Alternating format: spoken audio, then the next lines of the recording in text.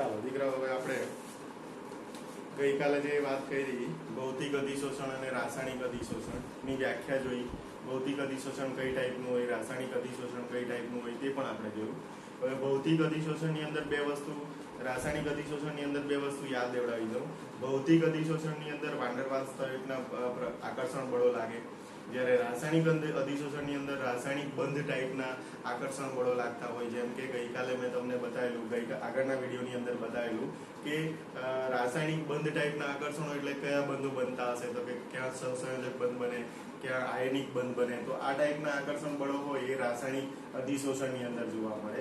ભૌતિક અધિશોષણની અંદર વાન ડેર વાલ્સ ટાઈપના આકર્ષણ બળો જે ખરા તે જોવા મળે. વાન ડેર વાલ્સ ટાઈપના આકર્ષણ બળો જે ખરા તે ઘણા નિર્બળ હોય, જ્યારે રાસાયણિક બંધન ટાઈપના આકર્ષણ બળો જે જોવા મળે તે થોડા મજબૂત હોય, તેમની વચ્ચે આકર્ષણ કેવું હોય, થોડું વધારે હોય. હવે આપણે જે મુદ્દા ઉપર જવાના તે ભૌતિક અધિશોષણની લાક્ષણિકતાઓ. ભાઈ, ભૌતિક અધિશોષણની કેટલીક 5 ટાઈપની લાક્ષણિકતાઓ છે, મેં અહીંયા લખી દીધેલી છે. ફર્સ્ટ નંબર જે લખેલું છે નંબર 1 લખેલું છે વિશિષ્ટ, બરાબર ધ્યાન આપજો, વિશિષ્ટતાનો અભાવ.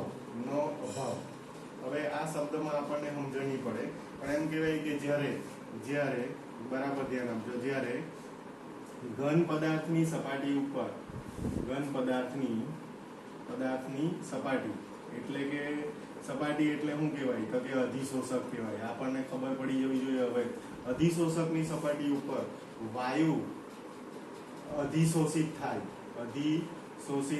મતલબ શું થઈ ગયો, તો કે વાયુ જે ખરો તેના ઉપર અધિશોષણ પામે તો એમાં કોઈ વિશિષ્ટતા નથી હોતી. મતલબ તો કે એવું કે વાયુ અધિશોષિત થાય કે જેમાં વિશિષ્ટતા નથી હોતી, વિશિષ્ટતા નથી હોતી. શું મતલબ થાય હોતી, એટલે કે ભાઈ નથી હોતી એટલે કે આ જ ટાઈપનો, આ જ વાયુ અધિશોષણ પામે, આ જ વાયુ કે આ જ પ્રકારનો વાયુ અધિશોષણ પામે એવું જરૂરી હોતું નથી. આ જ વાયુ અધિશોષણ પામે એવું જરૂરી હોતું, આ જ પ્રકારનો વાયુ અધિશોષણ પામે એવું જરૂરી હોતું નથી. કેમ? તો કે ભાઈ વાન ડેર વાલ્સ બળો જે ખરા તે સાર્વત્રિક છે, કારણ કે વાન ડેર વાલ્સ બળો સાર્વત્રિક છે. કેવા છે? સાર્વત્રિક નો મતલબ શું થાય, તો કે સાર્વત્રિક છે, બધી જગ્યાએ લાગુ પડે. એટલે એવું નથી કે ભાઈ હાઇડ્રોજન અધિશોષકની સપાટી ઉપર હાઇડ્રોજન જ અધિશોષણ પામશે કે ભાઈ નાઇટ્રોજન જ અધિશોષણ પામશે, એટલે વિશિષ્ટતા નથી હોતી કે ભાઈ આ વિશિષ્ટ પ્રકારનો વાયુ જ એના ઉપર અધિશોષણ પામે એવું જરૂરી હોતું નથી. કારણ કે વાન ડેર વાલ્સ પ્રકારનું આકર્ષણ બળ જે ખરું તે સાર્વત્રિક હોય. તમારી ચોપડીની અંદર લખેલું આ વિશિષ્ટ વાયુઓ માટેની પસંદગી દર્શાવતા નથી. મતલબ કે હાઇડ્રોજન જ અધિશોષિત થશે એવું જરૂરી નહીં, કોઈ પણ થઈ શકે.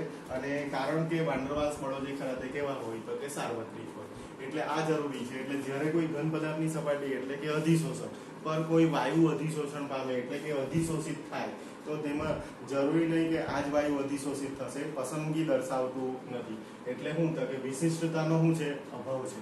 વિશિષ્ટ હોય તો કેવું હોય, તો કે ભાઈ આ વાયુ શોષાય તો આ જ, બીજો કોઈ શોષાઈ શકે નહીં, તો એને વિશિષ્ટતા કહેવાય. પણ અહીંયા હેડિંગ શું મારેલું છે? વિશિષ્ટતાનો અભાવ. એનો મતલબ એવો થઈ ગયો કે કોઈ પણ વાયુ જે ખરો તે અધિશોષકની સપાટી ઉપર શોષાઈ શકે, કારણ કે વાન ડેર વાલ્સ બળો કેવા છે? સાર્વત્રિક છે, એટલે કે બધી જ જગ્યાએ જોવા મળે. ઓકે, સેકન્ડ નંબરની વાત કરેલી છે, તેની વાત કરું, જોજો ધ્યાનથી. સેકન્ડ નંબરની વાત કરેલી છે, શું કરેલી છે? વાંચો. તો કે સેકન્ડ નંબરમાં એવું લખેલું છે આપણને કે ભાઈ અધિશોષક, અને એકચ્યુઅલી તમે ચોપડીની અંદર લખેલું છે અધિશોષકનો સ્વભાવ, પણ મેં હાથે હું લખ્યું અધિશોષક અને અધિશોષિતનો સ્વભાવ. નંબર 2 અધિશોષક તમને શબ્દ વાપરેલો છે, શોષક મેં, અને અધિશોષિતનો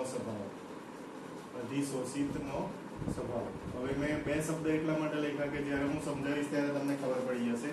અધિશોષિત એટલે તમે જે શોષાય એને જેની સપાટી ઉપર શોષાય એને અધિશોષક કહેવામાં આવે.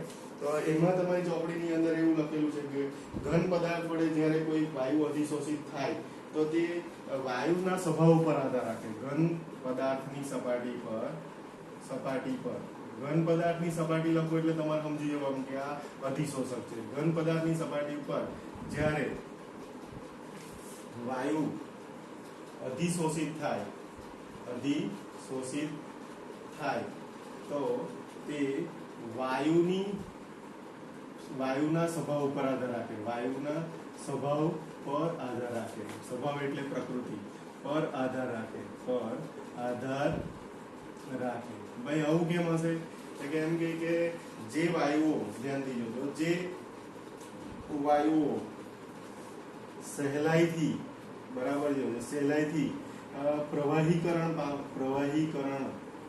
પામતા હોય,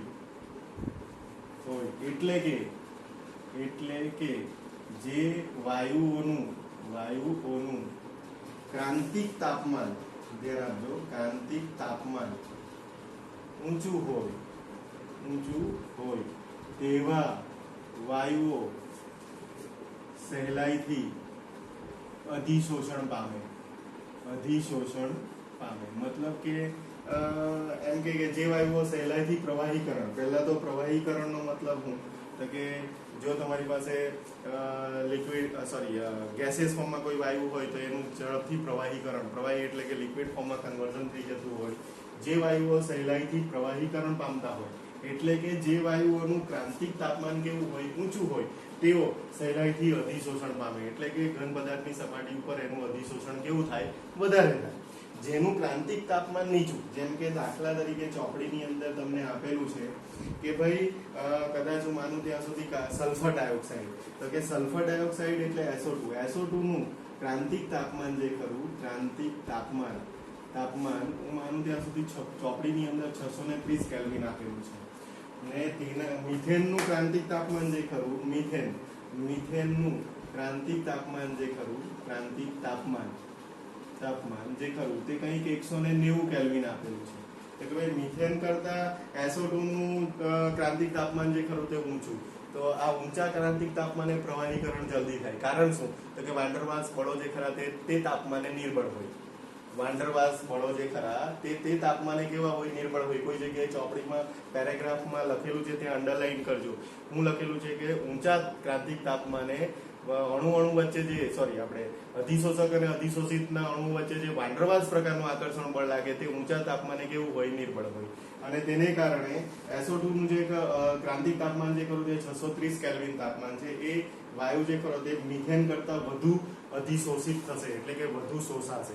એના સિવાય બી મેં તમને કેવું તો કદાચ હજુ પણ 4.5 ml ડાયહાઇડ્રોજન વાયુ, 4.5 ml ડાયહાઇડ્રોજન વાયુ નું પણ ક્રાંતિક તાપમાન આપેલું છે. ક્રાંતિક તાપમાન કેટલું આપેલું છે? તો કે 33 કેલ્વિન છે. તો આનું અધિશોષણ વધારે થશે, પછી આનું ને પછી આનું. તો SO2 નું ક્રાંતિક તાપમાન ઊંચું હોવાને કારણે એનું અધિશોષણ તમને વધારે જોવા મળે. એટલે હું એક વાક્ય બોલી ગયો તે જરાક ફેરફાર કરજો. ઊંચા ક્રાંતિક તાપમાને જે ખરું ને તે વાન ડર વાલ્સ આકર્ષણ જે ખરું તે પ્રબળ હોય છે, નિર્બળ નહીં. કેવું હોય છે?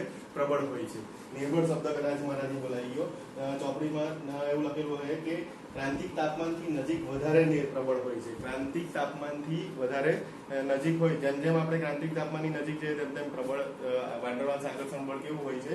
પ્રબળ હોય છે. આમ સહેલાઈથી એ પ્રવાહીકરણ પામે. પણ એ જરૂરી નથી. સીધું સિમ્પલ યાદ રાખો, ઘન પદાર્થની સપાટી પર જ્યારે વાયુ અધિશોષિત થાય તો તે વાયુના સ્વભાવ પ્રકૃતિ પર આધાર રાખે.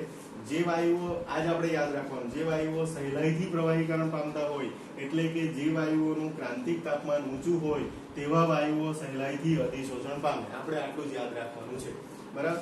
SO2 નું ક્રાંતિક તાપમાન કેટલું? 630 કેલ્વિન તાપમાન, તો એનું અધિશોષણ વધારે થશે. પછી મિથેન નું ક્રાંતિક તાપમાન કેટલું? 190, તો એ ઓછું. એના કરતા ઓછું કોણ થશે? તો કે ડાયહાઇડ્રોજન વાયુ. આપણે એટલું જ યાદ રાખવાનું છે. પેલું 600 કેટલા ક્રાંતિક તાપમાને પ્રબળ હશે કે નિર્બળ એની આપણને જરૂર નથી. ઓકે. એના પછી ત્રીજો મુદ્દો જે ખરો તે આપણી પાસે છે પરિવર્તનીય સ્વભાવ. ભાઈ પરિવર્તનીય સ્વભાવની વાત કરીએ. એવું લખેલું છે કે પરિવર્તન થઈ શકે કે નહીં. કે ભાઈ અધિશોષણ જે ખરું, ધ્યાન આપજો, અધિશોષણ. એમાં ત્રીજો મુદ્દો લખેલો છે તમને, 3 નંબરનો મુદ્દો લખેલો છે પ્રતિવર્તીય સ્વભાવ. એવું કહેવા માંગે કે જ્યારે ઘન પદાર્થની સપાટી ઉપર વાયુ જે ખરો તે અધિશોષણ પામે ત્યારે એ રિવર્સિબલ થશે કે નહીં. રિવર્સિબલ એટલે કે આમ થશે કે નહીં. તો વાયુ વાયુ જે ખરો તે ઘન પર અધિશોષિત થાય એટલે લખીશ મેં આ રીતના વત્તા તમને હું લખેલું હશે તો કે ઊર્જા લખેલી હશે ઉષ્મા લખેલી હશે હું લખેલી હશે ઉષ્મા એવું કહેવાય કે પ્રતિવર્તીય સ્વભાવ જો હોય તો ઘન પદાર્થ ઉપર જ્યારે વાયુ અધિશોષિત થવાનું તો વાયુની તો સાંદ્રતા દબાણ વડે દર્શાવાય એટલે જેમ દબાણ વધારો તેમ ઘન અધિશોષક ઉપર જે ખરું તે અધિશોષણ કેવું થશે વધારે મતલબ કે ફોરવર્ડ રિએક્શન જે કરી તે થવાય તો વાયુનું દબાણ વધારીએ ઘનની સપાટી ઉપર તો વાયુનું દબાણ વધારતા ઘનની સપાટી ઉપર એનું અધિશોષણ કેવું થશે વધારે ઉષ્મા બી છૂટી પડશે બરાબર પણ દબાણ ઘટાડતા તો કે વાયુઓ કદાચ પાછા બહાર પણ નીકળી જાય બીજું એવું કે જો તમે તાપમાન જે ખરું તે તમને એક મુદ્દો તાપમાનનો બી અંદર લખેલો છે કે એવું લખેલું ભૌતિક અધિશોષણ નીચા તાપમાને ઝડપી ભૌતિક અધિશોષણ જે કરવું શોષણ નીચા તાપમાને કેવું છે ઝડપી એ આપણે જોઈ ગયેલા ઝડપી હોય છે જેમ જેમ તાપમાન વધારતા જઈએ જેમ તાપમાન વધારતા જઈએ તેમ અધિશોષણ ઘટે અધિશોષણ શું થાય તો કે ઘટે મતલબ તાપમાનનો વધારો એ અધિશોષણ શું કરે ઘટાડે એનો મતલબ એવો થઈ ગયો કે રિવર્સિબલ બી કરી શકાય ઘન અને વાયુ વચ્ચે તાપમાન જે ખરું તે નીચા તાપમાને વધુ અધિશોષણ થાય તો આ ફોરવર્ડ રિએક્શન થશે પણ તાપમાન જો વધારો તો પછી રિવર્સ રિએક્શન બી થાય શોષાયેલા વાયુ જે ખરા તે બહાર પણ નીકળી જાય અને દબાણ વધારો તો ફોરવર્ડ રિએક્શન થશે દબાણ વધારો તો એટલે દબાણનો વધારો એ પણ લખેલું હશે વધારો અધિશોષણ વધારે બરાબર ધ્યાન આપજો અંદર લખેલું હશે દબાણનો વધારો એમ લખેલું હશે દબાણ વધારવાથી વાયુ વધુ અધિશોષિત થાય કારણ કે કદમાં શું થાય ઘટાડો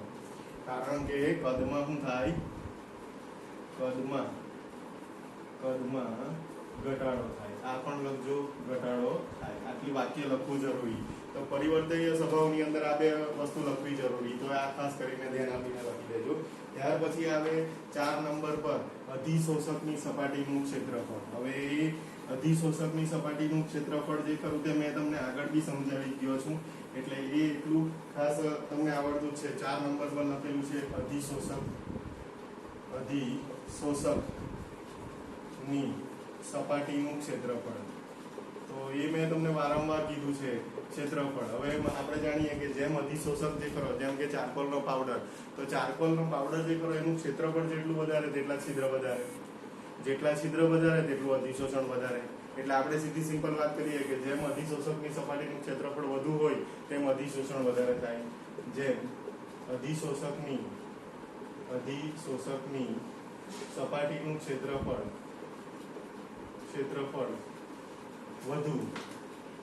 વધુ તેમ અધિશોષણ વધુ આટલું લખી મૂકો તો પણ ચાલશે એક્ઝામ્પલ આપવું હોય તો કદાચ મેં તમને એવું પણ આપેલું કે પેલું શું કે ચારકોલનો ટુકડો લઈએ અને ચારકોલનો પાવડર લઈએ તો અધિશોષણ ક્યાં વધારે જોવા મળે તો પાવડર ઉપર અધિશોષણ વધારે જોવા મળે એટલે ઝીણો કરેલો પાવડર હોય તો એનું ક્ષેત્રફળ વધે જેમ ક્ષેત્રફળ વધે તેમ છિદ્ર વધે અને છિદ્ર વધે તેમ અધિશોષણની માત્રા જે ખરી તે વધે એટલે એ સારો અધિશોષક કહેવાય ટુકડા કરતા એટલે ચારકોલનો ટુકડો વાપરો કે ચારકોલનો પાવડર વાપરો તો કે પાવડર જે ખરો તે વધારે યોગ્ય રહેશે કેમ કે એમાં ક્ષેત્રફળ કેવું હોય વધારે અને જેમ ક્ષેત્રફળ વધારે હોય તેમ છિદ્ર વધારે અને જેમ છિદ્ર વધારે હોય તેમ અધિશોષણની માત્રા તમને વધારે જોવા મળે ઓકે એના પછી મુદ્દો છે 5 નંબરનો જે ખરો અધિશોષણની એન્થાલ્પી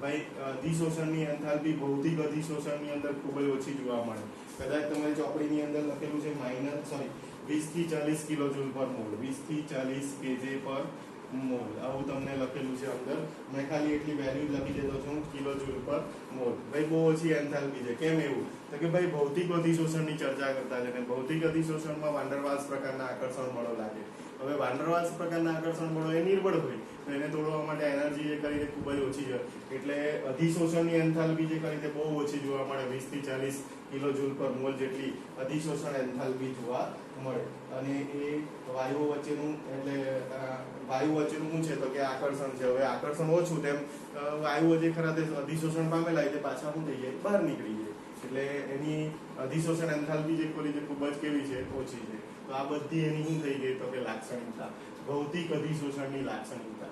એવી જ રીતના હવે આગળના ટોપિકમાં આપણે જોવું રાસાયણિક અધિશોષણની લાક્ષણિકતા. તો તે જરાક ધ્યાનમાં લઈએ. આ બરાબર ધ્યાનથી વાંચી લેજો અને આ લાક્ષણિકતા આપણને આવડવી જોઈએ. ચોપડીમાં જોઈને ભણજો એટલે દરેક વાક્યનો તમને ખ્યાલ આવવો જોઈએ. દરેક વાક્ય મેં જે ચલું છું અથવા લખું તે વાક્યનો તમને ખ્યાલ આવવો જોઈએ. નહીં સમજ પડે તો વોટ્સએપ કોલ કરજો અથવા વોટ્સએપ કરજો મને. ઓકે.